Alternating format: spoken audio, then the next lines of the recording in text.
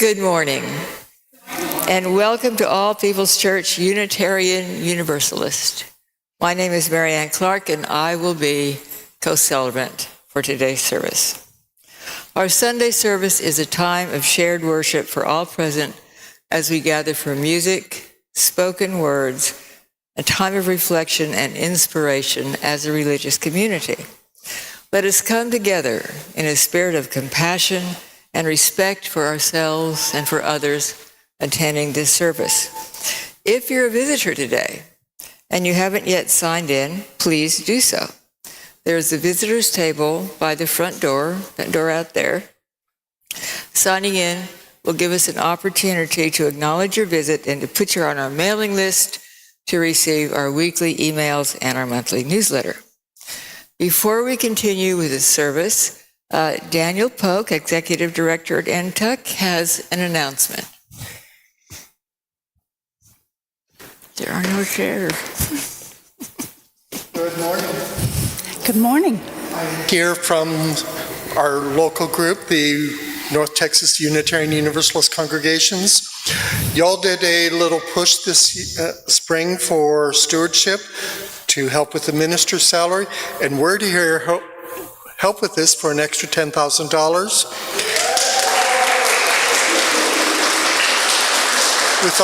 We thought you'd like a little help. Dan? Thank you, sir. Appreciate that. Thank you, sir. Use it well.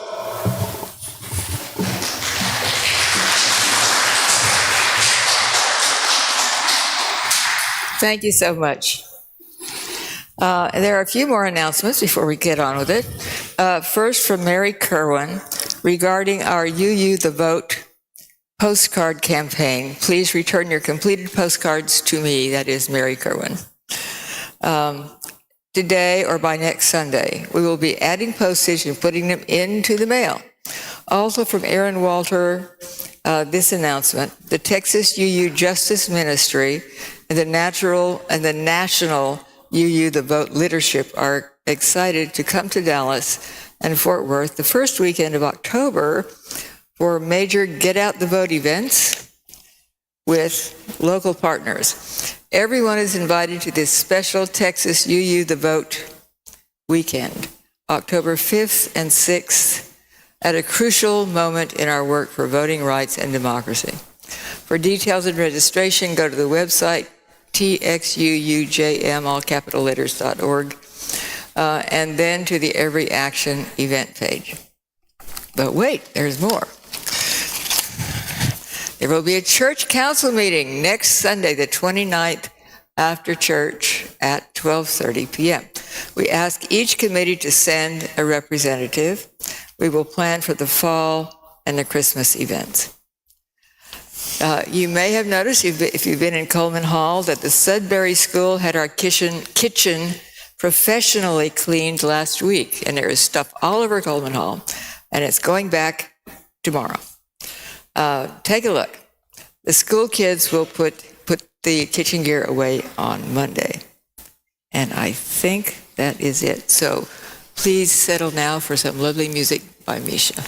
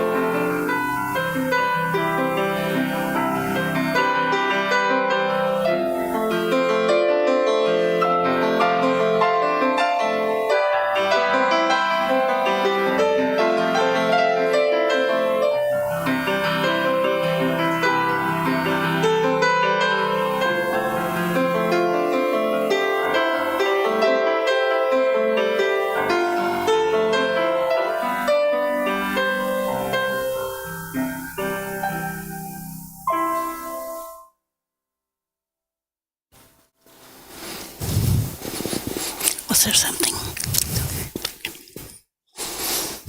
Good morning.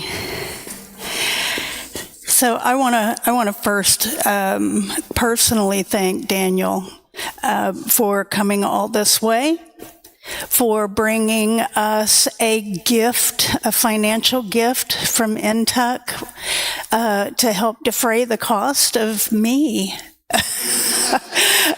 I mean, who does that? That's so wonderful, and we're so grateful.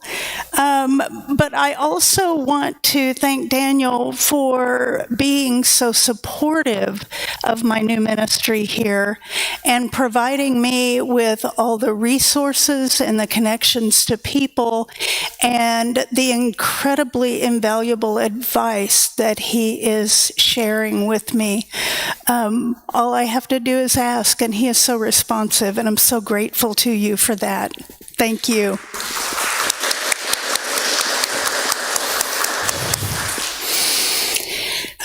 I also want to say y'all need to pray for the coach of the TCU team because he's a mess. I too am sad that TCU lost yesterday, but that was a lot of reaction on his part. So maybe he should hear my sermon today. Let us call ourselves to worship with words by Robert French Levins. Holy and beautiful is the custom which brings us together in the presence of the Most High, to face our ideals, to remember our loved ones in absence, to give thanks, to make confession, to offer forgiveness, to be enlightened and to be strengthened. Through this quiet hour breathes the worship of the ages, the cathedral music of history. 3 unseen guests attend: faith, hope, and love. Let all our hearts prepare them place.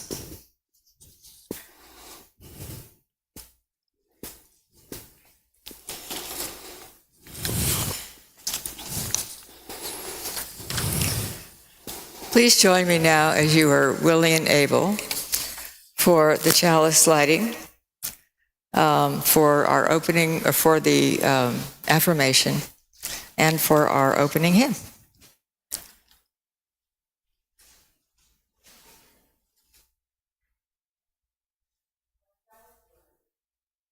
From the Reverend Leonard Mason. We affirm the unfailing renewal of life, rising from the earth and reaching for the sun. All living creatures shall fulfill themselves. We affirm the steady growth of human companionship, rising from ancient cradles and reaching for the stars, people the world over that shall seek ways of understanding. We affirm a continuing hope that out of every tragedy, the spirits of individuals shall rise to build a better world. Our opening hymn is the hymn of the month for September, and it may be incorrect in your order of service. It should be 368. Now let us sing.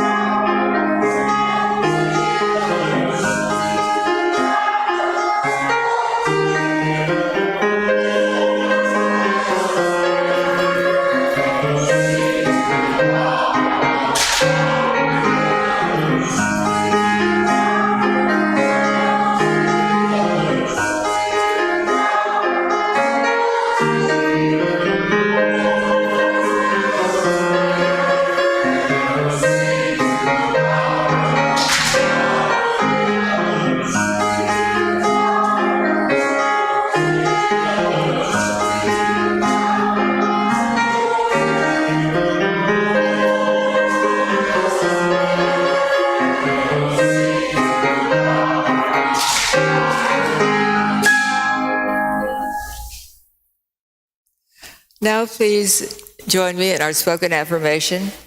Love is a doctrine of this church. The quest for truth is our sacrament, and service is our prayer. To dwell together in peace, to seek knowledge and freedom, to serve others in community, to the end that all souls shall grow into harmony with creation. Thus we covenant with one another. The young and the young at heart are now invited to come forward for our time of ages here in front of the chancel.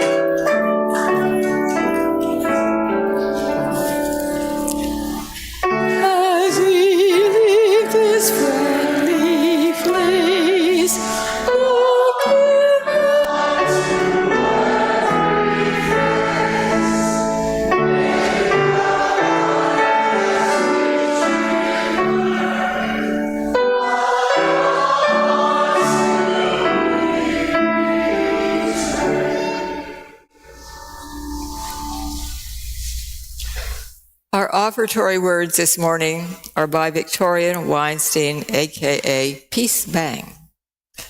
The purpose of the church is to encourage all who gather there to grow more generous in spirit and in action. This is the great end of all the world's faith traditions, to bring the human being closer to the divine by acts of creation and compassion. We now take an offering that allows us to exercise that all-important generosity of spirit, an offering that will support this self-supporting church in its many ministries. Let us now give freely and generously an offering to sustain and strengthen our shared religious community, a community of memory, hope, faith, and love.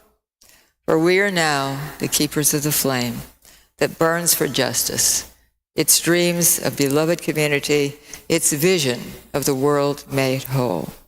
It is our custom to share the undesignated cash offerings that are collected each week. We do this on a quarterly basis for a nonprofit or charitable organization. Our Share the Plate recipient for the third quarter is Eastside Ministries.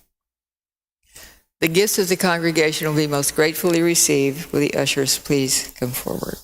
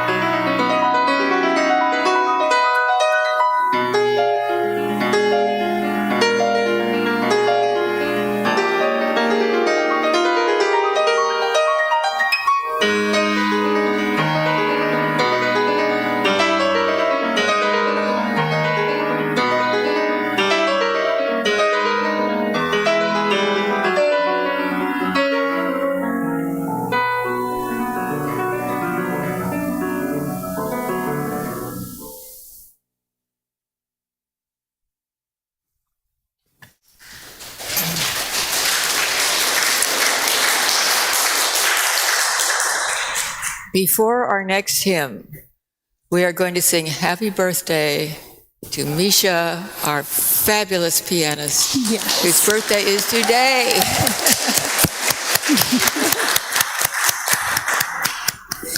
Happy birthday to you.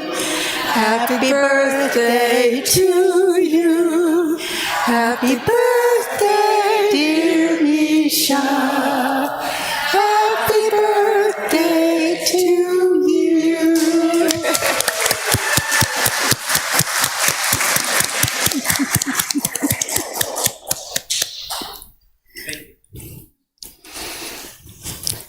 And now, alas, Misha has to go back to work and play the next hymn, which is number 90, For All the Fret and Fever of the Day. Please stand as you are willing or able.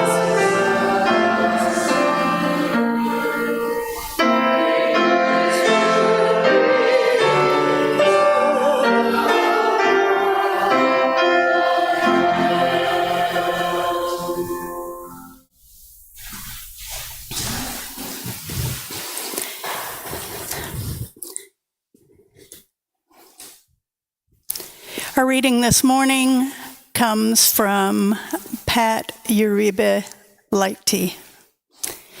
We come from many places, along different paths, bringing different truths.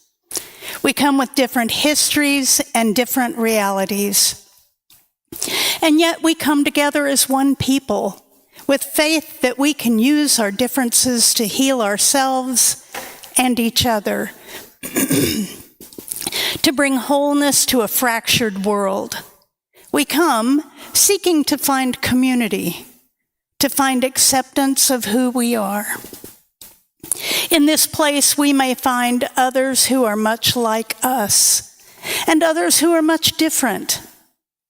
May our lit chalice remind us that we are a people taught by different stories, with many voices, but always one people, working for a world where love creates justice, and justice gives birth to peace.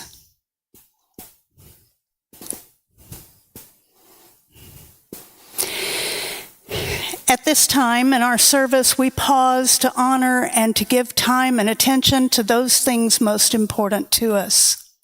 We gather here for healing and for peace in our hearts, and to honor our time together with the shared stories and news from the congregation. Each week there is a journal outside the entrance to the sanctuary where you can write a message of memory or hope before the service. We honor these messages by lighting 3 candles here next to the chalice. Also, at any time during our service, you are welcome to come forward and light a candle in our meditation center here at the side of the chancel. In our book of memory and hope this morning, we have been asked to remember Ken Jones, father of Jennifer and husband of Elise, who died last week. Ken, Jennifer, and Elise are cousins of Paul Shatman, Virginia, and Guy Thornton, and Rose and Eliza Thornton. Happy birthday today to our own pianist, Misha. Please pray for individuals with physical challenges. And please remember the family and friends of Reverend Dr. Jan Aldridge Clanton, who passed away unexpectedly on Thursday, a pioneer in feminist theology, and a dear, dear friend and collaborator of our own Kendra Weddle.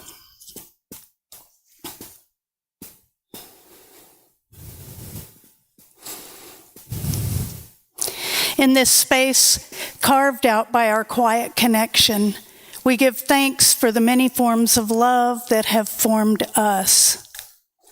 The love of family that brings us into being, allows us to bloom, and then sends us on our way with the reminder that we can return no matter what. The love of partnered hearts that teach us to trust and help us to know that who we are does not end at the barrier of our skin. The love of friends who help us feel seen and sing our song back to us when we cannot hear it with our ears alone. The love of community that bathes us in belonging and calls us to see the needs of others as our own. And the greatest love, the love that will not let us go, even in our fear, even in our failure, even when we are lonely and lost. Love invites us home, friends. If we listen, it is doing so, even today. We pause at this time to hold and honor the sorrows and celebrations among us, including those deeply felt but left here unspoken. Let us pause for a moment of silent meditation, and then Misha will lift our hearts with music.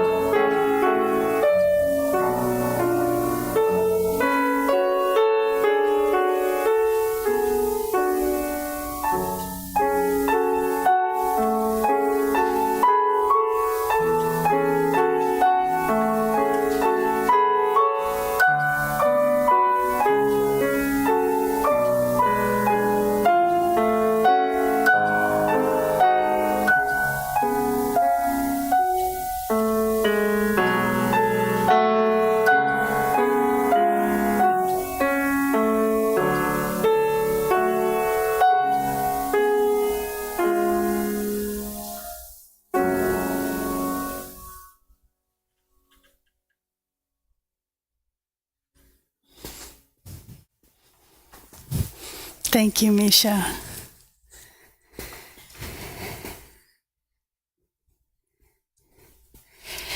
So, the Campbell Soup Company announced its name change to the Campbell's Company this month, dropping the word soup from its name.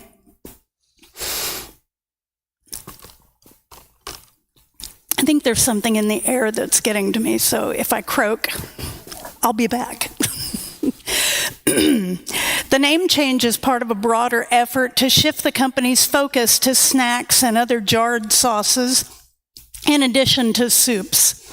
It reflects the company's evolution as it adopts a new strategy and mission, and the range of products that Campbell sells since acquiring a portfolio of meal and snack brands. Sounds reasonable, right? I mean, beyond the concern that one company is now controlling an even larger percentage of our food chain, the company is being transparent about the fact that it no longer sells only soup.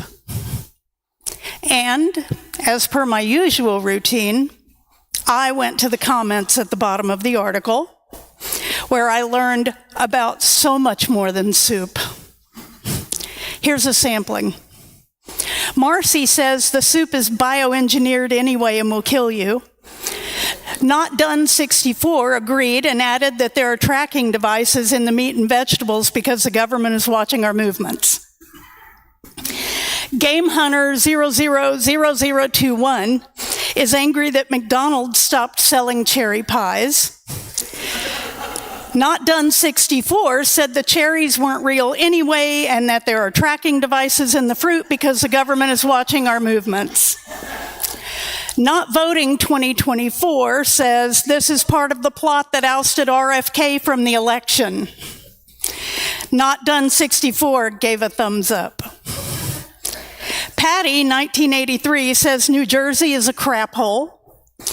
Marcy, Not Done 64, Game Hunter 000021, and Not Voting 2024 all gave a thumbs up. Jackie O! Exclamation point, said there seems to be a connection between people who complain and bad grammar. I can't repeat the responses to that thread. Precious Lord, Take My Hand 22. Are there 21 other Precious Lord, Take My Hands? Anyway, they said Sunkissed has also changed their logo. It now says Sin-Kissed. Precious Lord, Take My Hand 22 claims they knew all along that this brand was contaminated with the spirit of the devil, and she begs everyone to stop drinking it or lose your immortal soul. Dirt Devil 666 responded with, "Are you okay?" T-Top 2002 says WFAA is a crap site and they hate Gen Z. Marcy, Not Done 64, Game Hunter, and Not Voting 2024 again gave a thumbs up. With Jackie O! Exclamation point, asking why all the hate. Again, I can't repeat the responses, just know that at least one response contained a reference to an outhouse.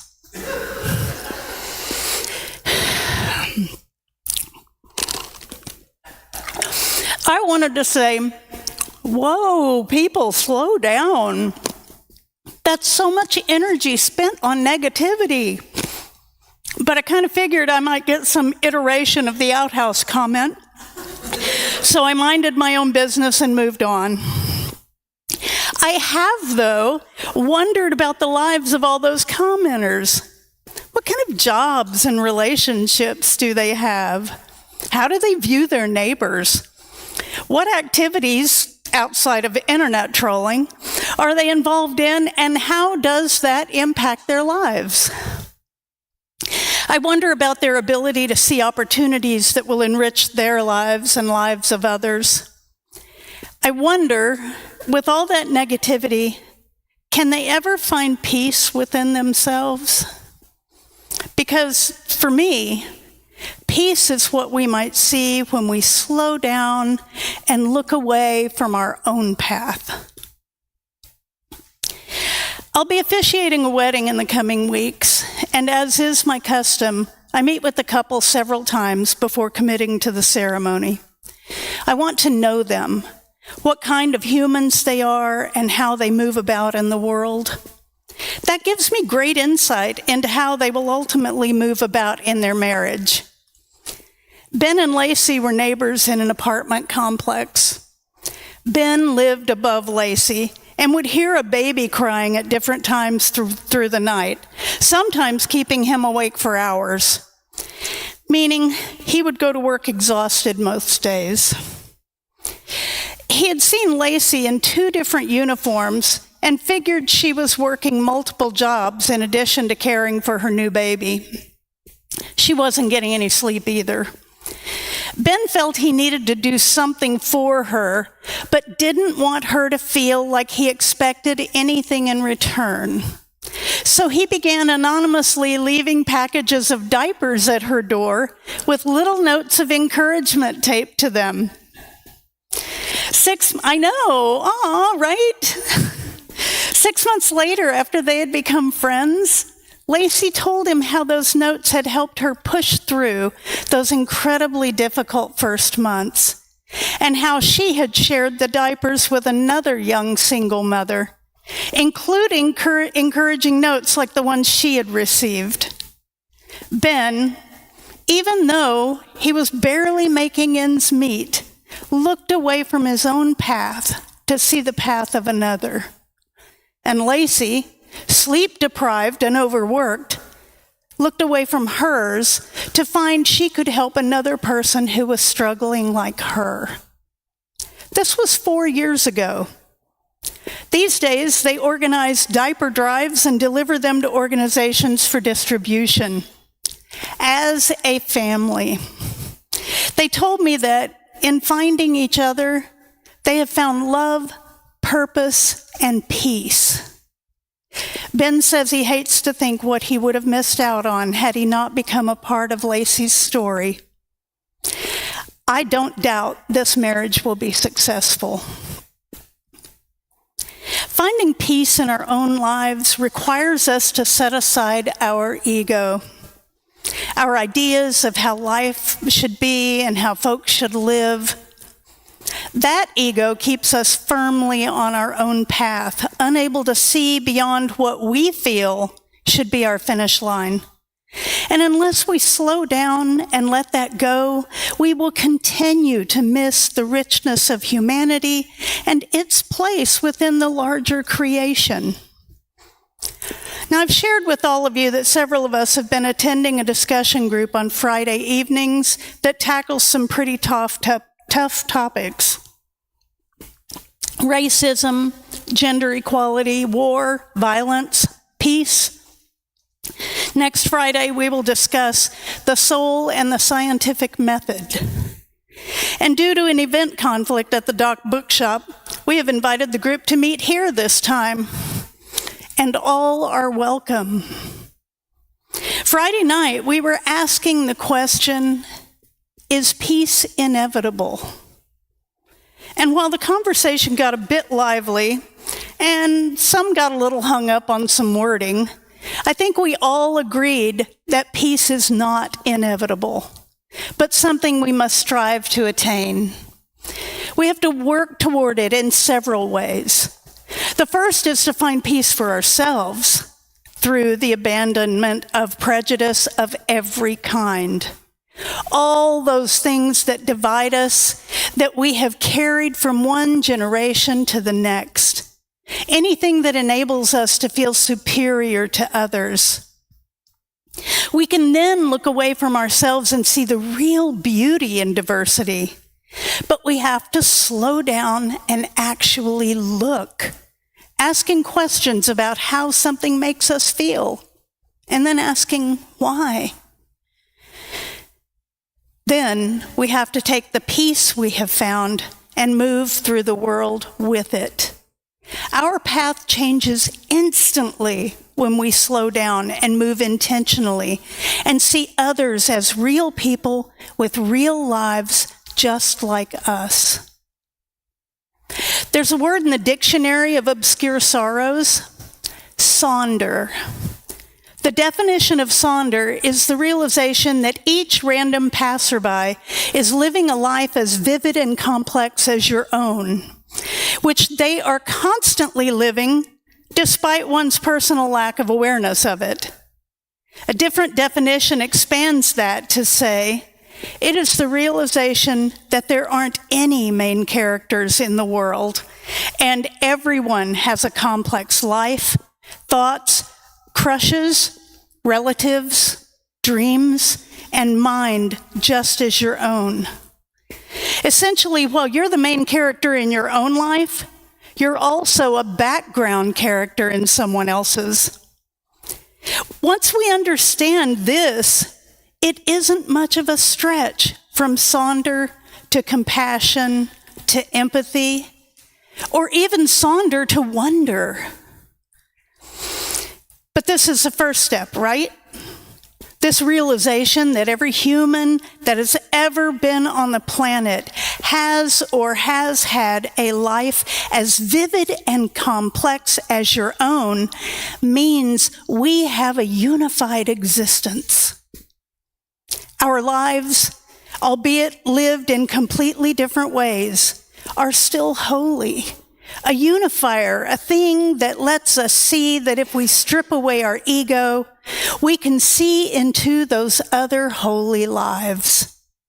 We can bring our peace out into the world, all of us.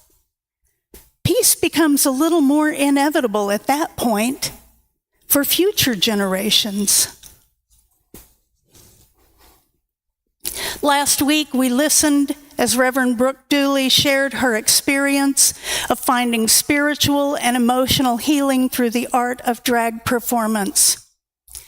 We were given the opportunity to learn about something many of us had never experienced, and we are changed by that. There's joy in that because we will never be who we were before, and we will not stop there. I have plans to bring another friend to speak on how he embarked on a meditative and spiritual journey for his own spiritual healing and found a new path as a leader in a Buddhist Sangha and is working toward a lay leader ordination. His passion is for open and respectful dialogue that exposes our unity. He says, at the end of the day, I just think we need to work toward finding love for one another, even those who are tough to love.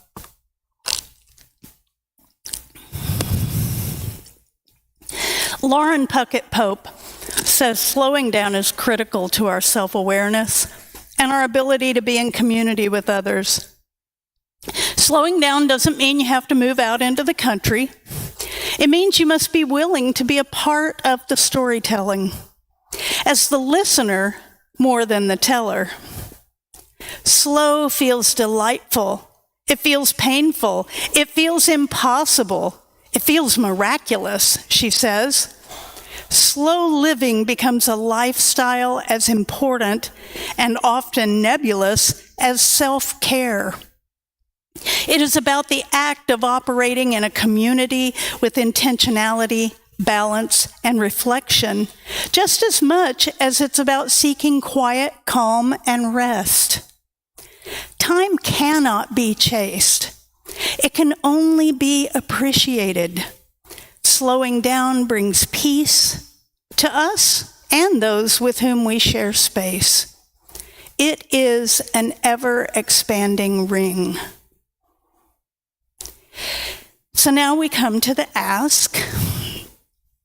I want each of you to do something different this coming week. It's just one thing.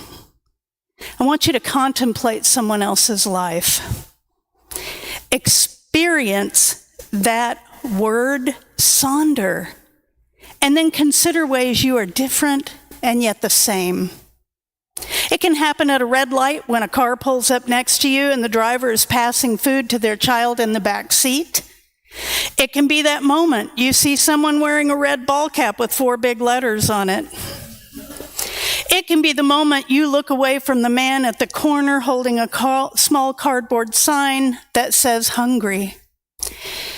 It can even be that bazillionaire who sells Teslas. It's so easy to find the differences. It's much harder to think of the ways in which we are the same. Write your experience down in just a few words and bring it to me next week. I have a prize for everyone who participates. It's a little motivation. I know we're all moving through days filled with important tasks, some days fuller than others, but veer off your path occasionally. You'll be amazed at what you find. There is no greater joy than finding an extra tot in the bottom of your Sonic bag, but you'll miss it if you don't look.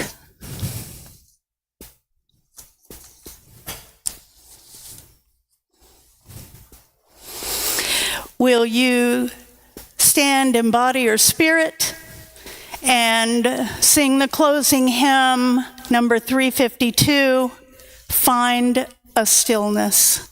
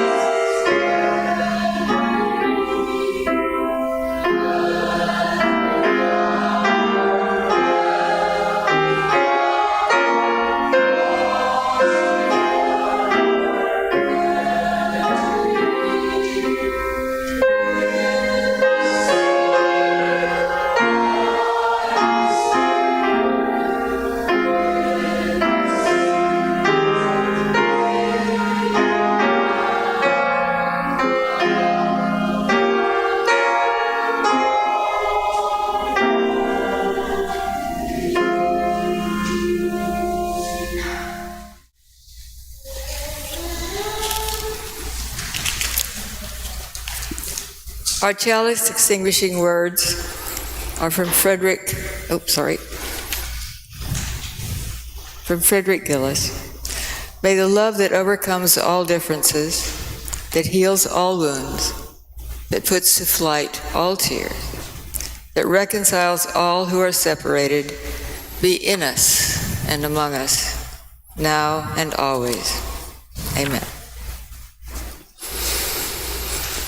Before I give the benediction, I want to say welcome home to Jane and Mary, who have been off in Transylvania and other parts of the world, and they are back, and we are so looking forward to hearing the stories of their travels and seeing the pictures. I got a sneak preview, so we want them to do a presentation so that all of us can see how amazing their trip was. May we find that as we slow, a new path opens. May we find that as we slow, our unity grows. May we find that as we slow, peace accelerates. May we find that as we slow, love spreads. Service has now ended. We ask that you join us for coffee and conversation in the library at the back of the sanctuary. Go forth and have a peaceful week.